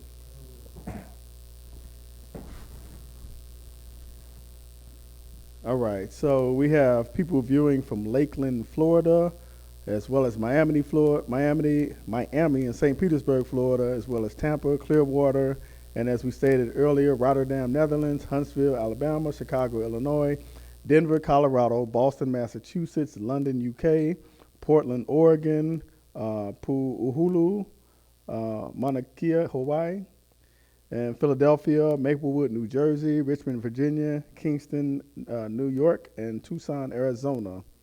We have Andre Perez, who commented, Aloha, I've been following Omali for years. Solidarity from Pu'ohanua, Mauna Kea Occupation Camp. We're on the mountain, 57 days with elders holding down a blockade to protect our sacred mountain. And I'm watching from my tent at 2 a.m. And yeah, Uhuru. That's incredible. Yeah. Revolution happening. And we have Zay in France, who is viewing on YouTube and asks, or who says, is the ASP in contact with the French African Black Vest movement? We are aware of it, and I think that there are people, the party people in France are really aware of the Black Vest movement, yes. Okay. In fact, at one juncture we were part of an effort to, I think, develop the Red Vest movement, because this is the Black Vest movement, the Red Vest movement, sort of a response in many ways of the Yellow Vest movement that people may have heard of, that's had France tied up in turmoil for a while now, because in France, like all of Europe and the European world, they're experiencing crisis based on the growing difficulty of France to suck the resources from Africa and other places, and they initiated in France what they call, but rather economic situation that is taking away like a lot of the assumed guarantees and welfare for the French working class. And so austerity, I think is what they call it, you know. And so French working people have been tying up traffic. They wear yellow vests, and they've been really destabilizing much of France for a while now. And then what has emerged, and this came in part because of a tax that was put on fuel that French people had to pay, and that was just too much. People are really struggling just to try to stay alive. And then for a while, the Red Vest movement among Africans emerged because Africans were saying that that the oil that you're crying about having to pay too much for comes as a consequence of it's killing African people in Gabon and other places in French-controlled territories. And so they were Red Vest people. They were opposed also to the French government, but unlike the Yellow Vests, who could be satisfied with the government giving them back the advantages they had previously, they recognized that the advantages they had previously came as a consequence of bleeding Africa. So there's these different vest movements, and Black Vest, et cetera, have emerged. Uhuru, yeah. Uhuru Chairman, I just really want to salute your presentation and this whole series on dialectical materialism. It's very exciting, and I'm looking forward to the book that you're talking about producing. I'm Penny Hess, African People's Solidarity Committee, the organization of white people strategically formed by the African People's Socialist Party to go into the white population in the belly of the beast and fight for reparations to African people, and which is a very dialectical materialist strategy of the party. And I just really appreciate going into the questions, you know, as you've been talking about before today and today, but idealism and this utopianism and metaphysics that sees everything as abstract, fixed, can't be changed, and thinking about, you know, the things that you've raised and taught us about being white people, being the subjects of history, and imposing our experience and view of the world on everybody else as the way that the world must be seen, and how insidious that is, and how there's so many struggles going on against that in small ways, even against when you took down the mural, ripped down the mural, that was incredibly offensive to African people in St. Petersburg, Florida, or over in San Francisco. The students at a school want to take down a mural that portrays Africans and indigenous people in a colonial way, and you know, you see these statues, you just see this emerging that as part of what you define as the resistance against imperialism and colonialism, that is the dialectical emergence of what's happening, and it is incredibly liberated. But I just wanted, I don't know if you had a comment on that. It's not exactly a question, but it's very, very powerful and enlightening for white people. You know, that it opens up, like you're saying, the very depth of parasitic capitalism and our relationship to that, and that we have never stopped at anything to enforce the violence against African and indigenous people so that we could maintain our position on the pedestal. Uhuru. I appreciate that. And what I want to say is, I appreciate that, that intervention. But I also want to say that your presence here, the existence of the African People's Solidarity Committee, the existence of the Uhuru Solidarity Movement that exists and functions in, I think, 130 some odd cities throughout the United States, is also an attack on metaphysics, your existence. Because even within the African Liberation Movement, or not even within, but within the African Liberation Movement, there is also a metaphysical approach to various issues and questions. For example, the thing is that white people are either the enemy in absolute terms, or they are the friends in absolute terms. So either the white people are the enemy, or and cannot be trusted, cannot be worked with, cannot be dealt with at all, or it is they are the friends and black and white unite and fight kind of stuff. This is a total metaphysical approach to the question. Because what you said is absolutely true in terms of this whole history that we've had with white people. That is an absolute truth, this history, but there's a material basis for it that we can understand and get to, especially if we're not trapped by idealist assumptions about this relationship, and if we're not trapped by rigid metaphysical antitheses, et cetera. And the party concluded a long time ago, first of all, just on a practical level, white people do exist. That's true.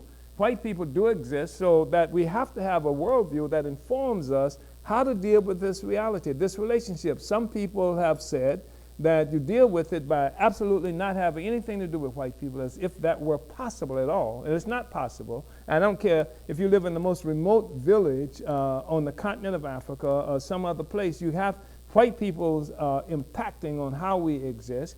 Or some people say, again, that because white people are so powerful and they do exist, we have to have, get along with them and live with it, or unite and fight, or something like that.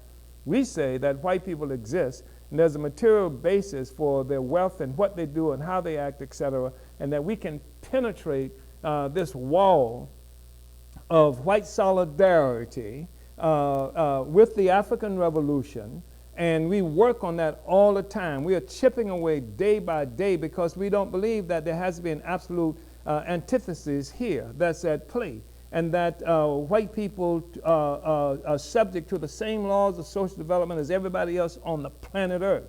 And white people find themselves in a place of having first come into existence as white people through this parasitic relationship to the rest of us. Now with that existence being threatened, that is to say, this parasitic relationship being threatened, and in many ways the existence of white people being threatened, is an existential question, because both Europe, white people were given birth by the attachment, this parasitic attachment to the rest of us. So with this crisis that challenges that, then the challenge is where white people will go. And many people are trapped in a trajectory that's fed by somebody like Trump, but not just Trump, because white liberals do this too, and they have their own methods and vehicles and articulations to win white people to a particular place that still presupposes that the colonized African will be attached firmly to them. The Trumpists and people like that presupposes that African people will not be attached in the same fashion, but will be attached differently, because with the guns, we attach them with the guns and keep them controlled. The liberals say we attach them with visions and stuff like that of a future as a beneficent colonialism and imperialism. So we are saying that your presence, your existence, and what it is represents an assault on a metaphysical approach to the question, because this relationship is fundamental, not just to Africans in this country, but the world. The world has to understand this relationship, because we find ourselves in places like Nicaragua or places like Venezuela, and other places in the world where we found it with working with Iranians and with Palestinians and whatever, who make the assumption that when the masses of white people and the white workers come to understand what this stuff, then they're going to be on our side, which is BS. That's not going to happen. It doesn't happen like that. Anyway, it's just a total misinterpretation of this relationship and what it's going to take for white people to move from this place they are. And I think your presence contributes to our ability to bust up that whole metaphysical approach to the question. Certainly in the African liberation movement, that is critical. I mean, I remember seeing William Jefferson Clinton. I've forgotten where that was. He went to in Africa. Perhaps it was in Ghana. And the masses were so ecstatic by this white man coming that they scared him. They all rushed to greet this white god, and it frightened him. That stuff has to be busted up, you know, of course. Anyway, that's a whole different story. Uhuru, yes, comrade. Uhuru, yes, sir, comrade, chairman. We know that the administrators, the colonizers, and the army of King Leopold just really brutalized the Congolese. You know, if they didn't produce enough rubber, their hands were chopped off, you know, they were raped, they were robbed. You know, it's just all type of terrible, horrendous things happened to them. So I want to know what would induce Patrice Lumumba to think that he could make a friend of his enemy. If that's not, I mean, when you define friend as somebody that likes you, somebody that treats you kind, somebody that has your best interests at heart. So the colonizers definitely didn't have that. So how could he have thought that he, you know, that their situation would improve if every colonized person would make a friend of a colonizer? Because it's not unusual. We fed that in every day of our lives. We're told that and if you don't have access to a real materialist worldview, you can be convinced of that. Sometimes people, for example, they can change their ways to get religion. They can change their way. They just don't know. They just don't understand what they're doing. We make friends with them. They learn to like us. If they like us, then they won't do things to us. So it's not really unusual. It's not as unusual as it seems. And then, of course, we see, like Lumumba may have been one or two university-trained Africans in Congo when it became liberated. I mean, our access to the world and how we interpret and understand the world is so influenced by our relationship to colonialism. So it's not extraordinary. It's really not extraordinary, and you will find that true even today. People will fight you when you talk about African liberation and all this. They will tell you, you know, like somehow we need diversity. And, you know, get the white people to like us, and we like the white people, and that's the way they liquidate the question of state power and material interests that would support this whole thing that's happening to us. Anyway, that's what it is. I mean, so it's not really an unusual phenomenon. It's something I would like for people to. There's a movie on Netflix called October 1. It's a movie that revolves around the Independence Day of Nigeria. They call it Independence. That happened October 1st, 1960. And the thing about the movie that I'm really talking about is that you can see how neocolonialism came into, you know, how it weaseled itself, how it, you know, infused itself onto the future of Africa beyond how this domination of white power looked at the time, right? And it's an interesting movie because while it takes place in 1960, and I'm looking at the scenery and the village life, etc., and the city life in Nigeria, I guarantee you that it has not changed much I go to Africa all the time. And what I see in that movie that talks about 1960 is what I see today in 2019, except it may be worse in 2019 than it was then. And, you know, our lives as a people, there's different things that we assume to be real and assume to be normal. To break out of this mindset, which is why we talk about philosophy. But how you, because we can see all kinds of stuff all the time. You and I see the same things all the time. But how we understand this, what kind of analysis, what tools do we have to work with? It's not enough just to see it. We have to really be able to come to different kinds of conclusions, and that depends essentially on the worldview of the dominant social forces. That's what shapes and helps most of us to come to the conclusion we come to. And that's why the party is so important. And that's why the unity of the party is so important. Because there are all kinds of forces all the time that would do everything that they can to disrupt the ability to help the masses of our people come to a correct understanding of our reality and to be organized in a fashion to do something about it. Uhuru, comrade. Uhuru. All right, Chairman, we have just a couple more comments. We have Charmaine Barros, watching and learning from Denver, Colorado, he says. Thank you, Chairman, in solidarity. We have Nana Ya in Philly who commented, I really appreciate the overview. And comrades S.G. Luwezi and Luwezi Kinshasa, comrades in occupied Azania, Netherlands, and the Bahamas. And we have, again, Adam in Rotterdam, Netherlands, who commented, conscienceless European states, armed groups, and mercenaries committed abject crimes against Africa and the African nation. Our natural development and evolution were brutally interrupted, our social structures shattered, our strongest and most talented, vibrant, and innovative members kidnapped and deported to all corners of the world. Strange beliefs and values were imposed on us. As a result, all of the current African states are artificial, arbitrary, destructive, and contrary to our nature and ways. History needs to be reset. We shall do so by earnestly embracing and thoroughly applying all guiding principles of African internationalism our own way, and thus move forward through our roots toward genuine freedom and self-realization. Uhuru. Uhuru. All right. So if we don't have any more questions or comments, we want to go ahead and move. I just want to say this comrade is in Rotterdam, the Netherlands, Holland. And, you know, the first formally recognized groups of Africans who were brought here in chains came from Holland.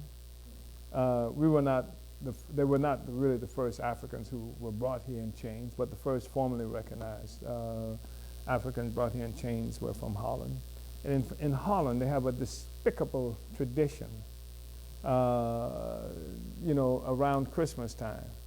And I was there on one occasion. I've forgotten, it lasts from some part of, I think, November through some parts of December. And where I think it's Santa Claus who arrives off a ship on a white horse. And they actually have this white guy comes on a white horse, you know, off this ship. And he looks like the Pope, the way he is dressed in all of this Christian stuff. And when I first, on this day, I saw these white kids with stuff on their face, I thought it was just smut or something that they were, somehow their faces were dirty. And then as I moved into it, I saw that they were white people who had painted their faces black. And they wore, like sometimes wigs, dreadlock wigs, afro wigs and stuff like that. And they had their lips painted ruby red. You know, they looked like caricatures that could come from a Klan thing. And this was supposed to be like an instance, and I'm told where Santa Claus travels and comes and he brings goodies to the nice kids, but he his traveling servant is Schwarzer peat or black peat. And black peat, the bad children, black peat throws them in a bag and he takes them off to Spain. And there are white children who are in Holland today who, when they see an African, are terrified because they think they're going to be thrown into a bag and taken to Spain. Unfortunately, that's not the case. That was a funny. But any event, I ran into the mayor of Amsterdam while this was happening. And we got into a sort of a spontaneous debate because the mayor wanted to say this had nothing to do with black people. It's because Santa Claus sent black Pete down this chimney, and he got black going down the chimney in the soot. So is that how he got dreadlocks too? You understand what I mean? And is that how his lips got, cherry red and that kind of stuff? But anyway, this is where this comrade is located, and Holland, has this reputation otherwise of being this, pretty nice place. I think it's even characterized in some ways as advantageous because of the welfare, what we call, what is it? Some kind of welfare project that people have the benefit of there. But it's good to have this brother there. And I tried to organize Africans in Holland because we could have busted it up. That's what I wanted to do. They claimed, they said they were opposed to it. I said, okay, we can deal. They acted like they wanted us to help with it. I said, we can deal with this. We can actually get Africans from everywhere around the world to come in here on this day and disrupt the entire thing. But that's not what they wanted. What they really wanted was to protest it and to get some more money from the Dutch government to put into these cultural programs that they were sponsoring. So anyway, that's another story. Uhuru Comrades. Yeah. All right, so once again, we just want to appreciate the dynamic. Omali taught me political education on dialectical and historical materialism. And we want to move to announcements. So because of time, we want everyone to know that if you have a question that was not answered, one of our moderators will correspond with you and make sure the chairman sees your question so you can continue to submit those. This study was brought to you by the Department of Agitation and Propaganda. Winning the War of Ideas. For your worldwide revolutionary news and analysis, visit theburningspear.com. For revolutionary radio, dynamic shows and music by Africans all around the world, tune in to Black Power 96.3 FM, broadcasting out of St. Petersburg, Florida, and accessible via the Black Power 96 app for Apple and Android, or online at blackpower96.org. Did you unite with what you heard today and want to learn more about how you can get involved with the African People's Socialist Party? Visit apspuhuru.org. That's apspuhuru.org for all information regarding how you can apply. Order your book of Chairman Omali Yeshitela's latest book, Vanguard, The Advanced Detachment of the African Revolution, the Political Report to the 7th Congress at burningspearmarketplace.com. Join us today, September 8th, starting at 4 p.m. Central, where the African People's Socialist Party will remember the African revolutionary giant, Omali Yeshitela, in St. Louis, Missouri, at 4101 West Florissant, or at our second memorial. We ask that everyone who knew Yeshitela, sympathizers of our movement, to come out in droves to honor and hold high the legacy of this comrade, the standard of party cadre, Omali Yeshitela. The International People's Democratic Uhuru Movement invites you to attend the 2019 Imperialism Convention. This year's convention is themed, The Struggle is Real. Real science, real revolutionaries, real solutions, real black power. Come join us to September 14th and 15th at 4101 West Florissant Avenue in St. Louis, Missouri, as we expose the ways Africans are facing genocide at the hands of white power imperialism, and how our only solution is building Imperialism, the leading organization in the struggle for bread, peace, black power, and reparations to African people. Register today at npdum.org, that is INPDUM.org. Were you moved by Chairman Omali Yeshitela's presentation this morning? You can bring this electrifying presentation to your school campus, bookstore, concert hall, and more. To book Chairman Omali Yeshitela for the Vanguard 2019 International Speaking Tour, contact Uhuru Tours at info@omaliyeshitela.org or call 727-914-3621. Also, sign up for the Marcus Garvey Legacy Cruise taking place December 14th through 19th. The Marcus Garvey Legacy Cruise is the annual fundraiser held to support the work of the African Socialist International. The African Socialist International is an organization made up of African people located virtually everywhere on every continent, dedicated to overturning the conditions faced by African people worldwide. Our cruise destinations are Half Moon Cay, Bahamas, Nassau, Bahamas, and Freeport, Bahamas. You can enjoy political education on board with the chairman and off-board excursions and more food than you can eat. To book or make a deposit, visit uhurulegacycruise.org. That's uhurulegacycruise.org, or call the travel agent Linda Stern at 732-972-4171. If you want to further support the ASI and the Marcus Garvey Legacy Cruise, make a donation by visiting uhurulegacycruise.org. So again, thank you all for tuning in. Make sure you like and subscribe to Burning Spirit TV on YouTube to catch every episode of the Omali Taught Me Sunday Study. Uhuru. Uhuru.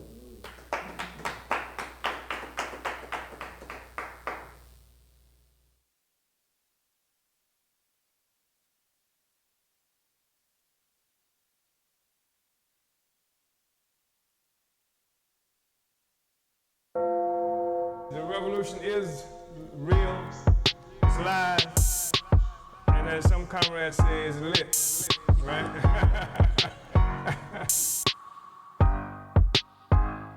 Lit.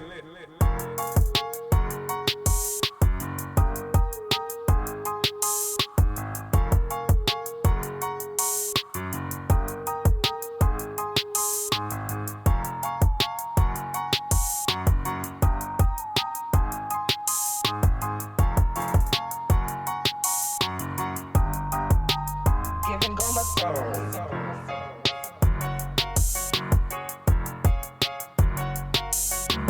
Real, live, lit.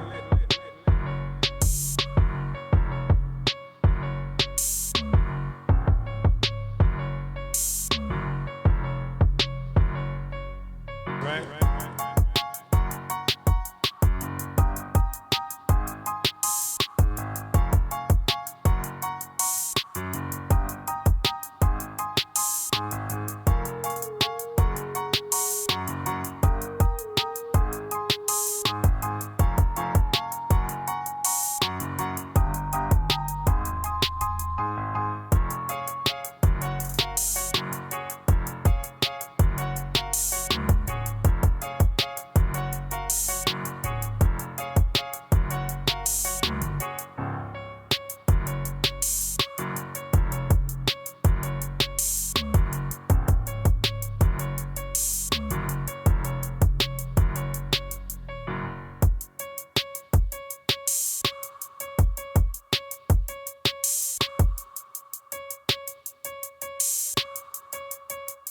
The revolution is lit.